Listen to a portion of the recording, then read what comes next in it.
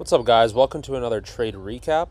So I've been gone for a little while, and I have taken a few trades since my last recap, but I just didn't make any recaps on them because I really thought about it, and I don't know if I want to keep doing them on this channel, and here's why. Because I will not really show you guys exactly my trade. So, for example, let me just skip forward just to get really quick. Let me get really quick and show you guys my trade. All right, I skipped it a little, but I traded around here. And a lot of you are going to say, just tell me where you entered. Well, to be fair, today, I actually don't know exactly where I entered. Like, I would have to watch the recording back, and I did take a recording, but I'm not posting it.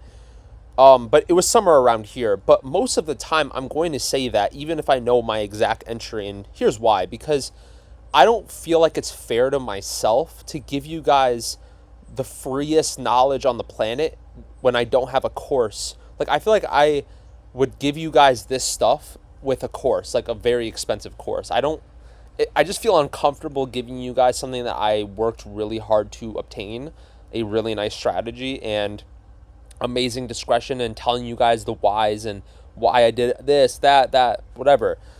But I feel wrong for telling you guys, like, I took it in this general vicinity. Like, it feels wrong. I don't know how to explain it. So that's why I haven't posted in a little while.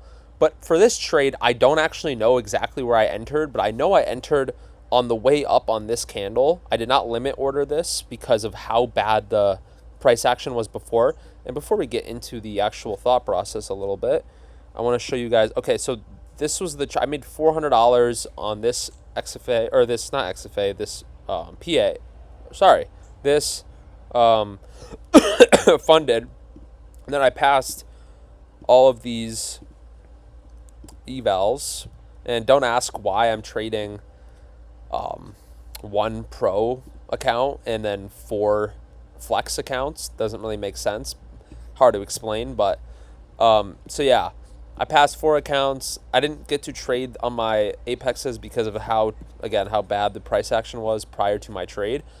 And this was more of like going for like a winning day and trying to pass my evals. And I did have to make a lot more on those evals than I think I had to make like $800 more because I broke the consistency rule on my prior trade, but that's fine. I ended up doing that. All right, so let's break down this. So all morning we're chopping around,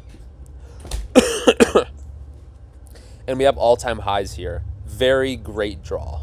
One of the best draws is all-time highs. We will most likely go there, right, before we fall apart, or at least create an SMT with ES before we come down, right? And we are so close to it. I knew we were going to come here. It was just about getting my entry, and I didn't really like the entry for today, because of how bad it was. Like, we were really consolidating, and it was very iffy for me to enter. Therefore, I didn't take it on my apexes because I have a brain, and I could say, well, the risk doesn't make sense for me to put 10 apex fundeds on the line and risk heavy, or even risk light. It doesn't make any sense for me. I want to keep as much drawdown as possible because I know this trade isn't a higher win rate trade. Yes, I just explained how it's a great draw and all that, but you need a great entry and a great entry model to make it a high win rate strategy and make the draw make sense, right? I know that's a lot of word blabber, but make sense of that, please. But yeah, so we chopped around all morning. We ended up making a higher high right here about 10:01, and then we ended up coming down and holding this fair value gap, and I entered mid candle around here. Once we started bouncing, my risk was very minimal. It was like around here.